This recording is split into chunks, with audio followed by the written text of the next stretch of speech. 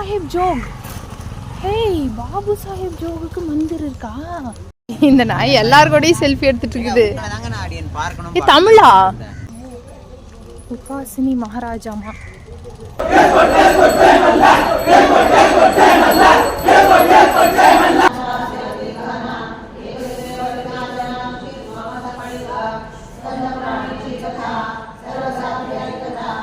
सदां निम्बवृक्षस्य मूलादिवासात् सुधास्त्राविनं दिक्तनप्यं प्रियन्तं तरुं कल्पवृक्षादिगं साधयन्तं नमामीश्वरं सद्गुरुं साईनाथं नमामीश्वरं सद्गुरुं साईनाथं. ஓம் சாய்ராம். என்னடா பாட்டோட வீடியோ ஸ்டார்ட் பண்ணுறேன் அப்படின்னு பார்க்குறீங்களா? இன்றைக்கி வீடியோவில் நம்ம பார்க்க போகிறது இந்த 4 வரி, இந்த ஸ்லோகத்தை எழுதினவர் யார், இது எப்படி உருவாச்சு அப்படிங்கிற ஒரு மகானுடைய விலாகை தான் நம்ம பார்க்க போகிறோம். வீடியோ ரொம்ப இன்ட்ரெஸ்டிங்காக இருக்கும். இது வரைக்கும் நீங்கள் பார்க்காத விஷயங்கள், கேட்காத விஷயத்தை எல்லாம் தான் இந்த வீடியோவில் நீங்கள் பார்க்க போகிறீங்க. இந்த விலாகு ஒரு மிராக்கிள் கலந்த விலாகாக தான் இருக்கும். சப்ஸ்கிரைப் பண்ணாமல் முழுசாக பாருங்கள். வீடியோக்குள்ளே போகிறதுக்கு முன்னாடி மறக்காமல் இந்த வீடியோவை லைக் பண்ணிடுங்க. வணக்கம், இது சகலமும் சாய்பாபா. ஸோ முதல் நாள் எப்படி போச்சு அப்படின்னு நான் சொல்லியிருந்தேன். சத்யநாராயண பூஜை முடிச்சுட்டு வெளியில் வந்தோடனே நான் துவாரகாமாயில் 11 தேங்காய் வாங்கி கொடுத்துட்டு அதுக்கப்புறம் ரஹதாவுக்கு நாங்கள் கிளம்பிட்டோம். ஆட்டோக்காரர்கிட்ட ரஹதாவுக்கு போகணும், கல்பவருஷ மரத்துக்கு போகணும் அப்படின்னு தான் நான் சொன்னேன். ஆனால் பாருங்கள், இந்த ஆட்டோக்காரருக்கு நான் ஏதோ சாக்கூரிக்கு போகணும் அப்படின்னு சொன்ன மாதிரி காதில் விழுந்துச்சு அப்படின்னு சொன்னார். நேராக வந்து சாக்கூரியில் இருக்கிற உபாசினி மகாராஜோடைய ஆசிரமத்தில் இறக்கிட்டார். எனக்கும் அவருக்கும் ஒரு வாக்குவாதமே வந்துச்சு. நான் இங்கே கூட்டிகிட்டு வர சொல்லவே இல்லையே, நீ எதுக்காக இங்கே வந்த அப்படின்னு நான் கேட்டபோது, நீங்கள் ரஹதா கல்பவருஷ மரம்னு எனக்கு சொன்ன மாதிரி காது கேட்கல, நீங்கள் வந்து சாக்கூரின்னு சொன்ன மாதிரி தான் எனக்கு காதில் விழுந்துச்சு அப்படின்னு சொல்லும்போது எனக்கு ரொம்ப ஷாக்கிங்காக இருந்தது. ஏன்னா சாக்கூரி அப்படிங்கிற ஊர் ரஹதாவில் எங்கே இருக்குன்னு எனக்கு தெரியாது, அங்கே உபாசினி மகாராஜோடைய ஆசிரம் இருக்குது அப்படின்னு எனக்கு தெரியாது. ஆனால் ஆட்டோக்காரர் என்ன சொன்னார்னா, நீங்கள் சாக்கூரின்னு சொன்ன மாதிரி எனக்கு இருந்தது, அதனால தான் நான் இங்கே வந்தேன். பரவாயில்ல, உங்களுக்கு இன்னைக்கு விதிக்கப்பட்டிருக்கு போல, நீங்கள் இந்த இடத்த மிதிக்கணும்னு விதியில் எழுதியிருக்கு போல, அதனால தான் நான் இங்கே வந்திருக்கேன் அப்படின்னு அவர் சொல்லும்போது வந்தது ஆட்டோக்காரர் இல்லை, பாபா அப்படின்னு எனக்கு அப்போவே புரிஞ்சிருச்சு. எஸ், ரஹதாவில் இருக்கிற சாக்கூரி அப்படிங்கிற ஊரில் உபாசினி மகாராஜோடைய ஆசிரமம் இருக்குது. இந்த ஆசிரமத்துக்கு நாங்கள் பிளான் பண்ணாமையே தன்னை போல் சிட்டுக்குருவியை இழுக்கிற மாதிரி எங்களை பாபா இங்கே இழுத்துட்டு வந்திருக்காரு, அதுவும் ஆட்டோ டிரைவர் மூலயமா. இங்கே வந்து பார்த்தோம், இந்த ஆசிரமம் ரொம்ப நல்லா இருந்தது. இங்கே வகை வகையான பழங்காலத்து பாபாவுடைய ஃபோட்டோவும் உபாசினி மகாராஜோடைய புகைப்படங்களும் இந்த இடத்துல. இப்போ உபாசினி மகாராஜ் யார் அப்படின்னு தெரிஞ்சுக்கலாம். நம்ம சச்சரத்தில் படிச்சிருப்போம், அத்தியாயம் 5 இருக்கும். வேப்ப மரத்தடியில் ஒரு பாதுகையை வைக்கணும் அப்படின்னு சொல்லிட்டு ஒரு பக்தர் பாயி கிருஷ்ணாஜி அவர் வந்து பாதுகை வைக்கணும் அப்படின்னு சொல்லி விருப்பப்படுவார். அவர் கூடவே சேர்ந்து இன்னும் 2-3 பக்தர்கள், அதாவது பிவி தேவ், ஜி.கே. தீக்ஷித், இவங்க எல்லாரும் ஒரு முடிவு பண்ணுவாங்க. வேப்ப மரத்தடியில், அதாவது பாபா ஷீரடிக்கு வந்தபோது வேப்ப மரத்தடியில் தியானம் பண்ணதுக்கு அடையாளமாக நம்ம ஏதாவது ஒன்று வைக்கணும், அப்போ காலத்துக்கும் இருக்கணும் அப்படின்னு சொல்லும்போது தான் பாதுகை ஒன்று வைக்கலான்னு முடிவு பண்ணுவாங்க. அந்த பாதுகையை உபாசினி மகாராஜ் வந்து கண்டோபா கோயிலில் தான் இருப்பார். 4 வருஷம் பாபா வந்து உபாசினி மகாராஜை கண்டோபா கோயிலில் இருக்க சொல்லியிருப்பார். அந்த பாதுகையை பற்றின சம்பிரதாயங்களும் அதை வைக்கலாமா, எப்படி செய்யலான்னு இவர்கிட்ட தான் வந்து ஆலோசனை கேட்பாங்க. அப்போ இவர் தான் இந்த வேப்ப மரத்தடியில் பாதுகைக்கு என்னென்ன பண்ணணும், அதை சுற்றி வந்து சங்கு, சக்கரம், புஷ்பம், தாமரை இதெல்லாம் நம்ம வைக்கணும், வரையணும் அப்படின்னு ஐடியா கொடுத்து வேப்ப மரத்தடியில் இந்த ஸ்லோகத்தையும் நம்ம பொறிக்கணும். அதாவது பாபா வந்து எப்பேற்பட்ட ஒரு யோக சக்தி கொண்டவர் அப்படிங்கிறத விளக்கமாக சொல்கிற ஒரு ஸ்லோகம் தான் அந்த ஸ்லோகம். அந்த ஸ்லோகத்தில் வேப்ப மரத்தை பற்றியும் பாபாவுடைய யோக சக்தி பற்றியும் தான் அதில் எழுதியிருக்கும். ஸோ அந்த ஸ்லோகத்தை வேப்ப மரத்தடியில் நம்ம வந்து பதிச்சு வைக்கலாம், எழுதி வைக்கலாம் அப்படிங்கிற ஆலோசனை சொன்னவரும் உபாசினி மகாராஜ் தான். ஸோ அதனால தான் நான் இந்த வீடியோ ஸ்டார்டிங்கில் அந்த வேப்ப மரத்தடியில் இருக்கிற வேப்பமர ஸ்லோகத்தை வந்து நான் பாடியிருந்தேன். அந்த மாதிரி உபாசினி மகாராஜ் வந்து தனக்குன்னு சில பக்தர்களை வந்து உருவாக்கியிருக்காரு. சாக்கூர் அப்படிங்கிற சாக்கூரிங்கிற இந்த ஊரில் வந்து ஆசிரமம் துவங்கி இங்கே வந்து இவருக்குன்னு தனி ஃபாலோவர்ஸ் இருக்காங்க. இவரோட சிஷ்ய பேர் வந்து கோதாவரி மாதாஜி. ஸோ இவங்களுக்குன்னு தனியாக ஒரு சத்சரதம் இருக்குது. இவங்க இந்த பாராயணம் வந்து இங்கே லேடிஸ் எல்லாம் பண்ணுறாங்க பாருங்கள். உபாசினி மகாராஜ் வந்து நிறைய பேர் கிட்ட வந்து அக்கல்கோட் மகாராஜ் மாதிரி பெண்களுடைய வேடத்தில் தான் அதிகமாக வருவாராம். புடவையெல்லாம் கட்டிட்டு வருவாராம். பெண்களுக்கு நிறைய மதிப்பு தருவாராம். அதனால தான் இங்கே நிறைய பெண்கள் வந்து முக்காடு போட்டு உட்காந்து சரிதம் படிக்கிறாங்க. இவருடைய பேரில் வந்து இந்த சேஜ் ஆஃப் சாக்குரி அப்படின்னு ஒரு புக்கு கூட இருக்குது. அது வந்து நரசிம்ம சுவாமிகள் எழுதின ஒரு புக்கு. அது இங்கேயே இந்த கடையில் கிடைக்கிது, ஆன்லைன்லேயும் கிடைக்கிது. வேணுங்கிறவங்க அந்த புக்கை வாங்கி படித்து பாருங்கள். ஸோ மந்திர்லேருந்து நாங்கள் வெளியில் வந்தோடனே எனக்கு ஒரு ஷாக்கிங்கான இடம் கிடச்சிது. என்னென்னா, பாபு சாஹேப் ஜோக், அதாவது பாபாவுக்கு முதல்ல ஆரத்தி எடுத்த பாபு சாஹேப் ஜோக் அவர்களுடைய சமாதி இங்கே இருக்குது அப்படின்னு எனக்கு தெரியலை. எனக்கு அவரை ரொம்ப பிடிக்கும். இதனாலேயே பாபா என்னை இங்கே இழுத்துட்டு வந்திருப்பாரோ அப்படின்னு எனக்கு தோணுச்சு. ரொம்ப ரொம்ப சந்தோஷமாக இருந்தது. நீங்களும் பார்த்து தரிசனம் பண்ணிக்கோங்க. பாபு சாஹேப் ஜோகுடைய சமாதி மந்திர் இங்கே இருக்கா? இது எதிர்பார்க்கலையே. எனக்கு ரொம்ப பிடிக்கும் அவரை. அடடா, ஸ்ரீ சாய் பாபாஸ் ஃபர்ஸ்ட் பூஜாரி பாபு சாஹேப் ஜோக் சமாதி மந்திர். அடே அப்பா, எந்த பாக்கியம் கிடைக்குன்னு நினைக்கலையே நான். பாதம் வச்சுருக்குறாங்க, அவ்வளோதான்.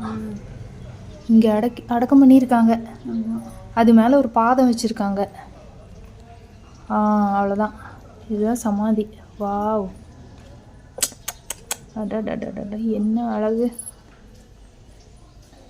கொடுத்து வச்சுருக்கணும். போ, சே, அவருடைய முதல் பூஜாரி. நிறைய பேர் வந்து மகள்சாபதி அவர்களை தான் நினைக்கிறாங்க. ஆனால் அவர் கண்டோபா கோயிலுடைய பூஜாரி. அவருடைய குலதெய்வம் வந்து கண்டோபா. சுற்றி வந்துடலாம். இவர் தான் அவருடைய முதல் பூஜாரி. என்னடா நேற்றுலேருந்து நாயா என்னை துரத்துது? எல்லா நாயும் நம்மளை பார்த்து வாலாட்டுதே. போன பிறவியில் நாயாக பிறந்திருப்போமோ? இங்கே இருக்கிற இந்த நாய் வந்து பார்த்திங்கன்னா சாக்ஷாத் பாபாவே தான். அவ்வளோ பெட் ஃப்ரெண்ட்லியாக, நம்ம கூட யாருன்னே தெரியாதவங்க கூட அவ்வளோ ஃப்ரெண்ட்லியாக வந்து பழகிட்டு இருந்தது. எனக்கு ரொம்ப சந்தோஷமாக இருந்தது. எனக்கு பாபு சாஹிப் ஜோக் அவர்களுடைய சமாதி மந்திரை பார்த்ததுல ரொம்ப சந்தோஷம். ஏன்னா முதல்ல அவருக்கு ஆரத்தி எடுத்தவர் தான் பாபு சாஹிப் ஜோக். அண்ட் அவருக்கு ஆரத்தி பாடல் எழுதியவர் மாதவராவ் அட்கர் அப்படிங்கிறவர். ஸோ இவரோட சமாதியை பார்ப்பேன்னு நான் நினைக்கல. இது 2வது மிராக்கிள். முதல் மிராக்கிள் வண்டி தானாக பாபாவே ஓட்டிகிட்டு வந்து இங்கே விட்டது.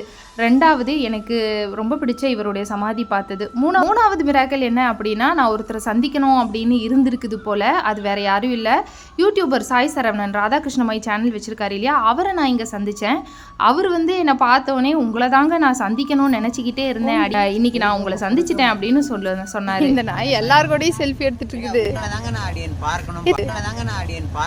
தமிழா? நீங்க நிறைய சேனல்ல வந்துட்டு இருக்கீங்க. நிறைய சேனல்ல வந்துட்டு இருக்கீங்க. சகலமும் சாய்பாபா. ஆனா உங்களை எங்கே பார்த்துருக்கிறேனே. சரவணன் சாரா நீங்க? ராதாகிருஷ்ணமாயி அந்த சேனல் தானே? சத்சரிதம் இப்பதான் போன வாரம் என் கைக்கு வந்துச்சு. இங்க வேற இந்த நாய் எல்லாரும் செல்ஃபி எடுத்துருக்கு. இப்பதான் நான் எடுத்துட்டு போனேன். கோயம்புத்தூர் டிஆர்-பாளையம் பாபா கோவில். கோயம்புத்தூர் டிஆர்-பாளையம் எங்க இருக்கு? கோயம்புத்தூர் வந்துட்டீங்கனாலே போதும். கோயம்புத்தூர் வந்துட்டீங்கன்னா காந்திபுரம், காந்திபுரத்துலேருந்து பக்கம் இடியார்பாளையம் பாபா கோவில். ஷிரடியிலேருந்துலாம் வராங்க, இங்கிருந்து வராங்க. அச்சுதானந்த சுவாமின்னு சொல்லி மகாத்மா அவரும் வராரு. நிறைய பாபா கோவில்காரங்களும் வராங்க. அதே மாதிரி யூடியூப் சேனல் பண்றவங்களும் வராங்க. நூல் ஆசிரியர்கள் வராங்க. எல்லாருமே சேர்ந்து பாபாவுக்கு கோயம்புத்தூர்ல ஒரு பெரிய மாநாடு நடக்குது. அப்படிங்களா? மாநாட்டுக்கு எல்லா பக்தர்களும் கலந்துக்கணும். மேற்கொண்டு இந்த தகவலை நல்லபடியாக கொண்டு போய் சேர்க்கணுன்றதுக்காக நாங்கள் முயற்சி பண்ணி முத பண்ண போகிறோம். இது ஆல்ரெடி ஃபர்ஸ்ட் 1948 பிவி நரசிம்ம சுவாமிகள் ஆல்ரெடி கோயம்புத்தூர் பாபா கோவில்ல பண்ணியிருக்காரு. ஆமாமா, நரசிம்ம சுவாமி. ஆனா யாருக்கும் தெரியாது. பிவி நரசிம்ம சுவாமியிலேயே யாருக்கும் தெரியாது. ஆகையினால நான் என்ன சொல்றதுன்னா, அந்த மகானை பத்தியும் அறிமுகப்படுத்தணும், அந்த மகான் மாதிரி இருக்கக்கூடிய எல்லா மகான்களை பத்தியும் அறிமுகப்படுத்தணுன்றதுக்காக என்னுடைய ஒரு முயற்சின்னு வைங்களேன், பாபாவோட கிருபை. அதன் முதல் மீட்டிங் வந்து இந்த மாசம் 22 டிசம்பர் 22 கோயம்புத்தூர் இடையார்பாளையம் பாபா கோவில நடக்க போறது. அவசியம் நீங்க கலந்துக்கணும்னு வேண்டிக்கிறேன். வர கண்டிப்பா. எந்த நாள் வருதுங்க? எந்த நாள்? ஞாயிற்றுக்கிழமை தானே? சரி, கண்டிப்பா வருது. ஸோ கேட்டிருப்பீங்க அப்படின்னு நினைக்கிறேன். நான் தனியாக சொல்லணுங்கிற அவசியமே இல்லை. அவரே தெளிவாக சொல்லியிருக்காரு. அதாவது டிசம்பர் 22 கோயம்புத்தூரில் ஒரு மாநாடு நடக்குது. பாபாவுடைய பக்தர்கள் எல்லோரும் அதில் கலந்துக்கிறாங்க. ஸோ நீங்கள் கண்டிப்பாக வரணும். இதுக்காக தான் நான் உங்களை சந்திக்கணும்னு நினச்சிக்கிட்டு இருந்தேன். ஆனால் இந்த இடத்துல ஷீர்டிலே நான் உங்களை சந்திச்சிட்டேன். நான் ட்ரெயினில் வரும்போது உங்கள் லைவ் பார்த்துக்கிட்டு தான் வந்தேன் அப்படின்னு அவர் சொன்னார். அதாவது நான் ஷீர்டியில் லைவ் ஆரத்தி போட்டிருந்தேன் இல்லையா, அந்த ஆரத்தியாக பார்த்துட்டு இருக்கும்போது அவர் ட்ரெயினில் வந்துட்டு இருந்தாராம். நான் ட்ரெயினில் வரும்போது உங்கள் ஆரத்தி பார்த்துட்டு தான் வந்தேன், உங்களை பார்க்கணும், இந்த தகவலை கொடுக்கணும்னு நான் நினச்சிக்கிட்டு இருந்தேன், இங்கே சந்திச்சிட்டேன் அப்படின்னு சொன்னார். ஸோ இப்போ புரியுதுங்களா ஆட்டோ ஏன் இந்த இடத்துல வந்துச்சுன்னு? நாங்கள் சாக்கூரிக்கு போகணும்னு சொல்லவே இல்லை. அண்ணன் போல் தானாக அந்த டிரைவர் எங்களை இங்கே ஏன் இழுத்துட்டு வந்தார் அப்படின்னா, ஓட்டுனது டிரைவர் இல்லை, பாபா. ஸோ இது எல்லாத்தையும் நிகழ்த்தினது அவர் தான். எங்களுக்கு உபாசினி மகாராஜோடைய தரிசனம் கிடச்சிது. அதுக்கப்புறம் வந்து பாபு சாஹிப் ஜோகோடைய சமாதியை பார்த்துட்டு அடுத்து இவரையும் சந்தித்து இந்த முக்கியமான தகவலையும் நாங்கள் வாங்கிட்டு அங்கேருந்து கிளம்புனோம். நேராக கல்பவருஷ மரத்துக்கு வந்தோம். ஆக்சுவலாக கல்பவருஷ மரத்துக்கு வரணும் அப்படிங்கிறது தான் பிளானே, வேறு எந்த பிளானும் இல்லை. இதுக்கு முன்னாடி இப்போ வரைக்கும் இந்த வீடியோவில் நீங்கள் பார்த்துட்டு இருந்தது எல்லாமே பாபா நிகழ்த்திய லீலை தான். எல்லாமே தன்னை போல் நடந்தது. ஏன்னா சுத்தமாக எங்கள் பிளான்லேயே இல்லை. ஸோ எவ்வளோ விஷயத்த ஒரே டேக்கில் பண்ணியிருக்காருன்னு பாருங்கள். ஒரு கல்லில் 3 மாங்காய் அடிச்சிருக்காரு. எனக்கு ரொம்ப பிடிச்ச பாபு சாஹிப் ஜோகோட சமாதியை காட்டிட்டாரு. அண்ட் சாய் சரவணன் என்னை சந்திக்கணும்னு நினச்சிட்டு இருந்திருக்காரு. ஸோ என்னை சந்திச்சிட்டாரு. அண்ட் உபாசினி மகாராஜுடைய தரிசனமும் எங்களுக்கு கிடச்சிது. ஸோ கல்பவருஷ மரத்துக்கு நான் எதுக்காக வந்தேன் அப்படின்னு மிராக்கல் வீடியோவில் சொல்கிறேன். மெயினாக கல்பவருஷ மரத்தை வந்து நான் 11 வாட்டி சுற்றணும் அப்படிங்கிறதுக்காக தான் வந்தேன். இது பாபாவுடைய ஆர்டராக இருந்தது. நீ வந்து போய் கல்பவருஷ மரத்தை சுற்றிட்டு வா அப்படின்னு சொன்னார். அதுக்காக தான் ஆக்சுவலாக நான் ஆட்டோ பிடிச்சேன். ஆனால் அதுக்கு நடுவில் என்னென்னமோ நகழ்த்திட்டாரு. ரொம்ப சந்தோஷமாக இருந்தது. கல்பவருஷ மரத்தை 11 வாட்டி நான் சுற்றி வந்தேன் பாபாவுடைய ஆர்டர் படி. மொத்தமாகவே இந்த ஷிர்டி பயணம் வந்து ரொம்ப சூப்பராக எல்லாமே, அதாவது என்னை கைட் பண்ணிக்கிட்டே வந்தார். அவர் என்ன சொன்னாரோ அவர் சொல்ல நான் செஞ்சுக்கிட்டே வந்தேன். நான் போட்ட பிளான் வந்து ஒரு மாதிரி இருந்தது, அதுவும் நடந்தது. அது கூடவே அவர் சில பிளான் பண்ணி வச்சுருந்தாரு. அதுக்கு நான் அப்படியே எசைஞ்சு கொடுத்தேன். எல்லாமே தன்னை போல் நல்லா நடந்ததுன்னு தான் நான் சொல்லணும். நான் சரி சொல்லியிருக்கேன், ஷீர்டி மண்ணை மிதிச்சிட்டோம் அப்படின்னா எல்லாமே அவர் விருப்பப்படி தான் நடக்கும், நம்ம விருப்பப்படி நடக்காது. அது வந்து மொத்தமாக அவர் ஒரு ஆளை, ஒரு சிட்டுக்குருவை இழுக்கிறாருன்னா அவளுக்கு என்னென்ன பண்ணணும், அவள் கர்மாவை எப்படி கழிக்கணும், அவளை என்னெல்லாம் செய்ய வைக்கணும் அப்படிங்கிறத அவர் ஃபஸ்ட்டே பிளான் பண்ணி வச்சுட்டு தான் நம்மளை கூப்பிடுவார். அதனால் நம்ம அதுக்கு எசைஞ்சு கொடுத்து அதை அவர் சொல்கிறத நம்ம ஃபாலோ பண்ணாலே போதும், எல்லாம் தன்னை போல் நடக்கும். ஸோ நான் வந்து என்னோடய பிளான்லேயே மொத்தமாக 4 ஆரத்தியும் அட்டன் பண்ணணும் அப்படிங்கிறது தான் என்னுடைய பிளானு. ஸோ போனதும் சாயந்தரம் ஆரத்தி அட்டன் பண்ணேன், நைட் ஆரத்தி வாடாக்குள்ளே போய் அட்டன் பண்ணேன். காலையில் காக்கடாரத்தி முடிச்சுட்டேன். காக்கடாரத்தி முடித்ததும் துவாரகாமாய்க்கு போயிட்டு வெளியில் வந்து நேராக கிளம்பி ரஹத்தாக்கும் சாக்குரிக்கும் வந்துட்டோம். சாக்குரியிலையும் ரஹத்தாலையும் கல்பவருஷ மரத்தோடைய தரிசனத்தை வாங்கிட்டு அங்கேருந்து நேராக நாங்கள் கண்டோபா கோயிலுக்கு போனோம். கண்டோபா கோயிலில் பாபாவுடைய பல்லக்கு ஊர்வலத்துக்கு ஒரு குரூப் வந்து கிளம்பிட்டு இருந்தாங்க. அந்த குரூப்பை பார்த்தோன்னே எனக்கு ரொம்ப ஷாக்கிங்காக ஆச்சரியமாக இருந்தது. ஏன்னா அந்த குரூப் இவங்க வந்து பாபாவை பல்லக்கில் வச்சு ஒரு கோஷம் மாதிரி போட்டு டான்ஸ் எல்லாம் ஆடினாங்க. ஆனால் பாபா வந்து கோயில் விட்டு வெளியில் கிளம்பும்போது, அதாவது யாத்திரைக்கு கிளம்பும்போது எல்லாரும் சாஷ்டாங்கமாக கீழே படுத்துட்டாங்க. ஏன்டா கீழே படுக்கிறாங்க அப்படின்னு பார்த்தா, இந்த பல்லக்கு தூக்கிட்டு போகிறவங்க இந்த படுத்திருக்கிறவங்க மேலே, சாஷ்டாங்கமாக படுத்திருக்கிறவங்க மேலே, முதுகு மேலே ஏறி தான் நடந்து போகிறாங்க. அதாவது எப்படி கடவுள் வரும்போது நம்ம அவங்க காலுக்கு வந்து மஞ்சள் தண்ணி போடுவோம், இல்லைன்னா பூ போடுவோம், அவங்க புஷ்பம் போட்டோம்னா அது மேலே வந்து சாமி நடந்து போவாங்க இல்லையா. ஸோ அந்த மாதிரி புஷ்பத்துக்கு பதிலாக தன்னுடைய உடம்பையே கீழே படுத்து அந்த பாபா வந்து தன் மேலே நடந்து போகணும் அப்படின்னு சொல்லிட்டு, இப்படி ஒரு விஷயம், இப்படி ஒரு வரவேற்பு இந்த அளவுக்கு வந்து நான் இன்ன வரைக்கும் பார்த்ததே இல்லை. ரொம்ப வித்தியாசமாகவும் புதுசாகவும் இருந்தது. நீங்கள் பாருங்கள்.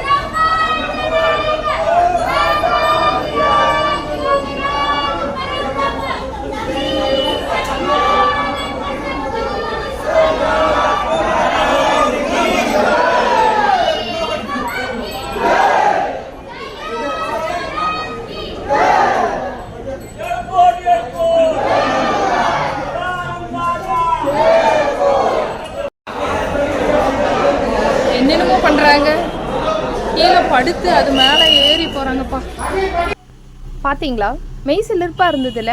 நான் ஆல்ரெடி சொல்லியிருக்கேன், பக்தி அப்படிங்கிறது யாரோ சொல்லி வர்றதும் இல்லை யாராவது செய்கிறத பார்த்து அதே மாதிரி நாமளும் செய்கிறதும் இல்லை பயந்து பயந்து செய்கிறதோ அப்படி கிடையாது. பக்தி அப்படிங்கிறது தன்னுடைய மனசில் நமக்கு என்ன செய்யணும்னு தோணுதோ அதை ஆத்மார்த்தமாக செய்கிறது தான் பக்தி. இவங்களையெல்லாம் பார்க்கும்போது யாரும் சொல்லி கொடுத்தோ இல்லை அடிச்சோ மிரட்டியோ இதை செய்யணும் அப்படின்னு யாரும் சொன்ன மாதிரி தெரியலை. அவங்கவுங்க விருப்பப்பட்டு இப்படி ஒரு கலாச்சாரத்தை அவங்களே உருவாக்கிக்கிட்டாங்க. கோயில் விட்டு பள்ளக்கு வெளியே வரும்போது ரோடு வரைக்கும் அத்தனை பேரும் சாஷ்டாங்கமாக படுத்து என் மேலே பாபா ஏறி போகிறதே நான் பெருமையாக நினைக்கிறேன். என்னுடைய உடம்பையே அவருக்கு நான் அங்கே அந்த இடத்துல நான் அர்ப்பணிக்கிறேன் அப்படின்னு சொல்லும்போது அதை காட்டும்போது உண்மையாலுமே மெய் சிலிர்ப்பாக தான் இருக்குது. இது ஒரு வகையான அவங்களுடைய அன்பை அவங்க வெளிப்படுத்துகிற ஒரு விதம் தான். பக்தியை பாபா மேலே அவங்களுடைய பக்தியை வெளிப்படுத்துகிற விதமாக தான் இதை நான் பார்க்குறேன். அதை உங்களோட பகிர்ந்துக்கிட்டதில் எனக்கு ரொம்ப ரொம்ப சந்தோஷம். இது எல்லாத்தையும் பார்த்துட்டு நாங்கள் நேராக சமாதி மந்திருக்கு வந்தோம். 11 மணிக்கு உள்ள லைனில் திரும்பவும் நின்னோம். நான் எப்படி நினச்சேனோ அதே மாதிரி நான் ஆசைப்பட்ட மாதிரி 4வது ஆரத்தியான மத்தியான ஆரத்தி 12 மணி ஆரத்தியை உள்ளுக்குள்ளே நின்று கண்குளிர பாபாவை பார்த்து அழுது ஆரத்தி அட்டன் பண்ணி சந்தோஷமாக அவருக்கு நன்றியையும் சொல்லிட்டு அந்த கோயிலிருந்து நான் விடை பெற்றேன். ஷீரடியிலேருந்து நான் விடை பெற்று வெளியே வந்தேன். ஷீரடி இந்த மண் மொத்தமாக என் வாழ்க்கையை புரட்டி போட்டிருக்கு, தலைகீழாக மாற்றிருக்கு. முதல் வாட்டி என்னுடைய ஷீரடி பயணத்தில் நான் நினச்சி கூட பார்க்கல இந்த இடத்த மிதிச்சதுக்கப்புறம் என் வாழ்க்கை தலைகீழாக மாறும், நான் மொத்தமாக இவர்கிட்ட சரணடைவேன், இந்த அளவுக்கு இந்த மண் மேலே எனக்கு ஒரு காதல் வரும் அப்படின்னு நான் நினச்சி கூட பார்க்கல. இன்றைக்கி எப்போ ஷீரடி வந்தாலும் கிளம்பும்போது என்னவோ மனசு ஃபுல்லாக பாரமாக இருக்கும். கிளம்பும்போதெல்லாம் நான் ஒவ்வொரு முறையும் பாபா கிட்ட சொல்லுவேன், பாபா என்னை அடிக்கடி வர வைங்க, நான் திரும்ப திரும்ப வரணும், நினச்ச போதெல்லாம் வரணும், அந்த பாக்கியம் மட்டும் எனக்கு கொடுங்க. உலகம் பூரா சுற்றுறனோ இல்லையோ உங்களை பார்க்குறதே எனக்கு உலகமாக இருக்குது, நீங்கள் தான் என் உலகம், உங்களை சுற்றி வந்தாலே உலகத்தை சுற்றுன மாதிரி என்னை அடிக்கடி வர வைங்க. இது என்னுடைய ஒவ்வொரு நேரமும் என்னோட பிரார்த்தனையாக இருக்கும். ஏன்னா எப்போ இந்த மண்ணை மிதித்தாலும் இது என்னுடைய மண், இது என்னுடைய ஊர் அப்படின்னு எனக்கு தோணிக்கிட்டே இருக்கும். அந்த அளவுக்கு இந்த மண் மேலேயும் இந்த இடத்து மேலேயும் இங்கே உட்காந்துருக்கிற பாபா மேலேயும் ஒரு தீராத காதலும் தீராத அன்பும் என் உள்ளம் பூரா நிறைஞ்சிருக்கு. ஷீரடி என்றைக்குமே ஒரு தீராத தாகமாக தான் இருக்கும். எத்தனை முறை வந்தாலும் அது தீரா தாகமாக இருக்கும். எத்தனை முறை அவரை பார்த்தாலும் தீராத காதலாக தான் இருக்கும். அது என் பாபா மேலே மட்டும்தான் எனக்கு இருக்கும். அதை உங்கள் கூட ஷேர் பண்ணிக்கிட்டதில் எனக்கு ரொம்ப ரொம்ப சந்தோஷம். எத்தனை கஷ்டம் வந்தாலும், எத்தனை துன்பம் வந்தாலும், எத்தனை வலி வேதனையை நம்ம அனுபவித்தாலும் பாபா அப்படிங்கிற இந்த 2 எழுத்து மந்திரத்தை திரும்ப திரும்ப சொல்லிக்கிட்டே இருங்க. இந்த 2 எழுத்து மந்திரம் நம்ம வாழ்க்கையையே தலைகீழாக மாற்றுற ஒரு தாரக மந்திரம் அப்படிங்கிறத திரும்பவும் உங்களுக்கு நான் நினைவூட்டிக்கிறேன். பாபா அப்படிங்கிற இந்த மந்திரத்தை என்றைக்குமே மறந்துடாதீங்க. இவர் நம்ம வாழ்க்கையில் இருக்கிற வரைக்கும் நம்மளை யாராலையும் அசைக்க முடியாது. இந்த வீடியோவை மறக்காமல் லைக் பண்ணிடுங்க. எப்படி இருந்துச்சுன்னு கமெண்ட் பண்ணுங்கள். அடுத்தடுத்து நம்ம மிராக்கிள் வீடியோவெல்லாம் பார்க்குற இருக்கோம். சூப்பர் கூஸ்பம்ஸாக இருக்கும். கண்டிப்பாக நம்ம பார்க்கலாம். மீண்டும் நம்ம இன்னொரு வீடியோவில் சந்திக்கலாம். நன்றி, வணக்கம். ஓம் சாய்ராம்.